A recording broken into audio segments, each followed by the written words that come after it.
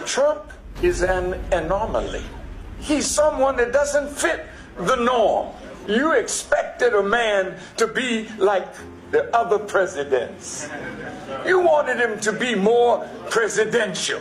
He's so transparent. You wanted him to put on a suit and act dignified, like the thieves and robbers that dress in suits and tell lies. And you're angry because he's your reflection. You can't make him what you desire him to be so that you can say, oh, that's my president. He wasn't made that way. God has him here. Mr. Trump, he's like a gangster. So-and-so's, I bombed the you-know-what out of him. And you know what? He's real. They're going to be in a war soon. And if Mr. Trump listens to Netanyahu, they want to use you to fight America's war. But it's not America's war, it's Israel's war. And when you say, Mr. Trump, America first, ask any Jew, even your son-in-law. America is never first. Israel is always first. And as long as Israel is first, then whatever you think or plan will be in Israel before you leave the room of the White House. Mr. Trump, you have to extricate yourself from being controlled by any one of these.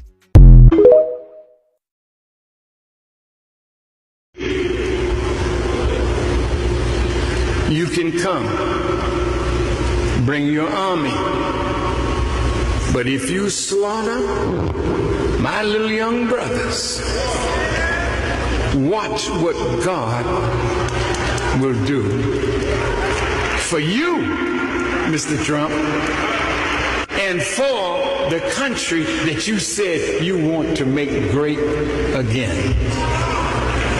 That's not going to happen, Mr. Trump. Because I don't care what Mr. Trump says.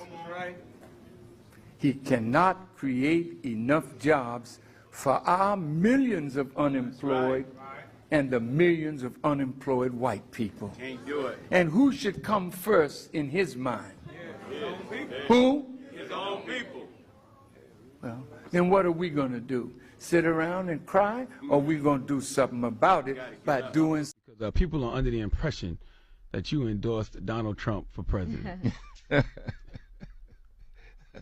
I saw some good in Trump in this sense, that when a man refuses to take money from those who give money to politicians, and you don't pay the piper and sit back and let somebody else call the tune.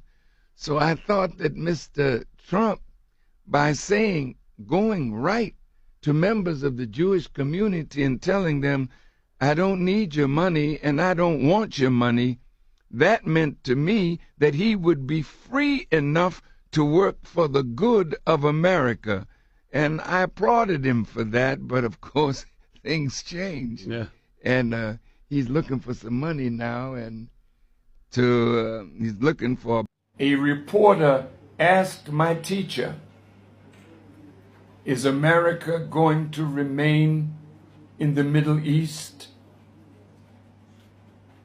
And my teacher said, America is going to come out of the Middle East. And when they asked about war, he said, yes, there would be war. And he said, bloodshed in this area would be much. I am begging our president and the government that supports him to be very, very careful, because if the trigger of war in the Middle East is pulled by you using your surrogates at the insistence of Israel,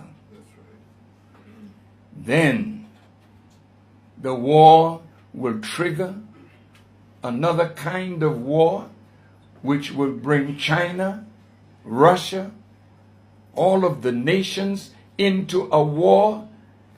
And it bothers me to say this to you, Mr. President, but the war will end America as you know it. So when these Iranians chant death to America, death to Israel, no chant can bring about your death, but it is your policies that are eroding trust for you in the world, favor for you in the world. And now you're pulling apart, confused.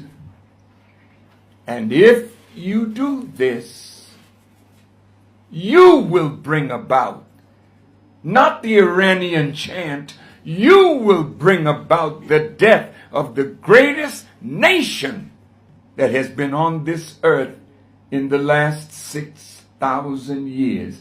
I am a warner to you. I am a friend to America, not an enemy. But if you do not heed the warning and correct your path, death will come. I know America's going to war. But it's a war, President Trump, that you can't win.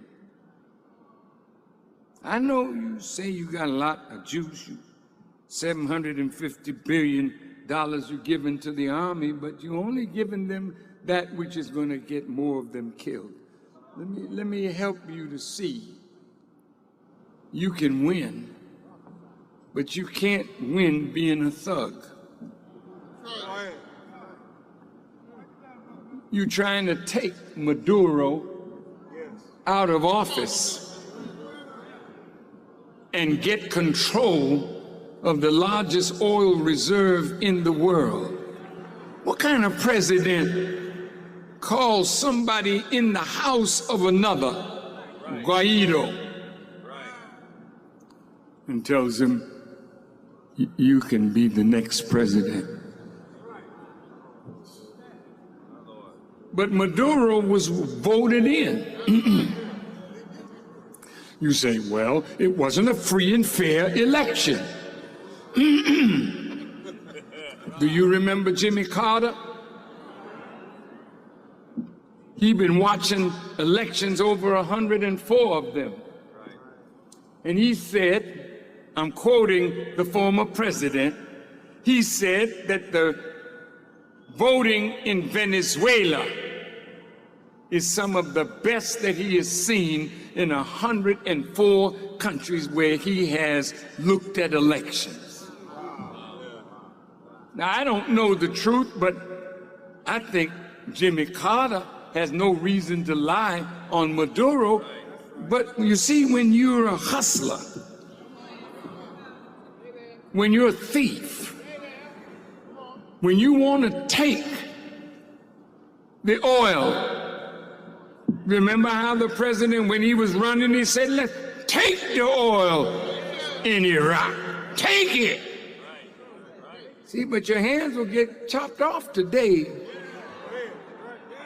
because you're not the power that you think you are. There's a new sheriff in town. I'm not talking about me. I'm talking about the two that back me. Now look, I think, Mr. President, you would be wise to leave President Maduro alone. Mr. Bolton, the man with the mustache, he's in a press conference with his sheep, and he's talking about sending 5,000 troops to Colombia, but he don't know that he got the notes so that the media could take a picture of it. Now they're trying to overthrow this man. even if it means sending us to war. I respectfully say to the president, I cannot back you if you're going to send American soldiers to war to die because you want that man out of power and you're meddling in the affairs of his country. I don't think no young soldier should go. Just say, hell no, I won't go. And adopt the Muslim position. We do not believe that we who declared ourselves to be righteous Muslim should be engaged in wars which take the lives of human beings, especially when we have nothing to gain from it. Unless you give us the necessary territory wherein we'll have something to fight for. But to go and spend our lives so you can use their oil and ruin their country,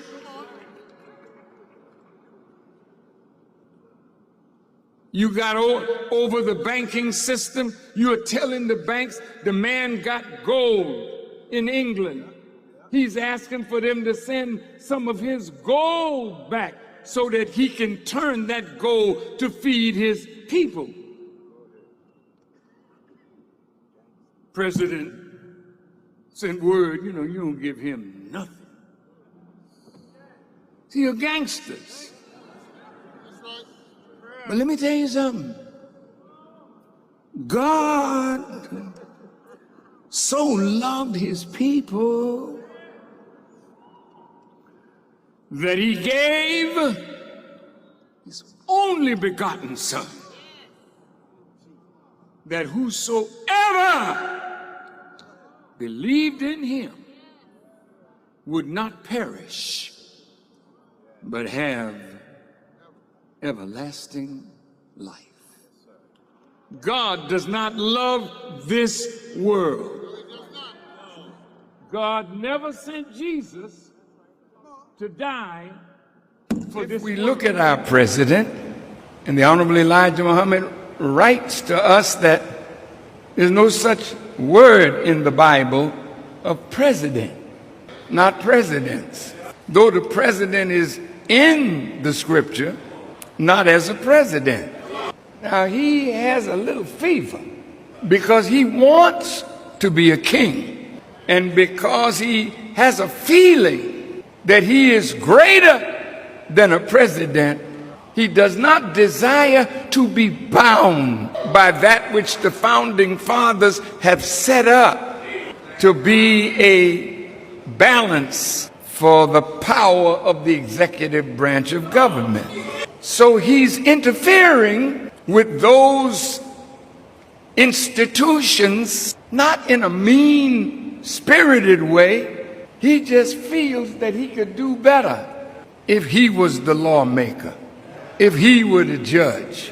Because if the judge doesn't judge according to the way he sees it, he'll take the judge on.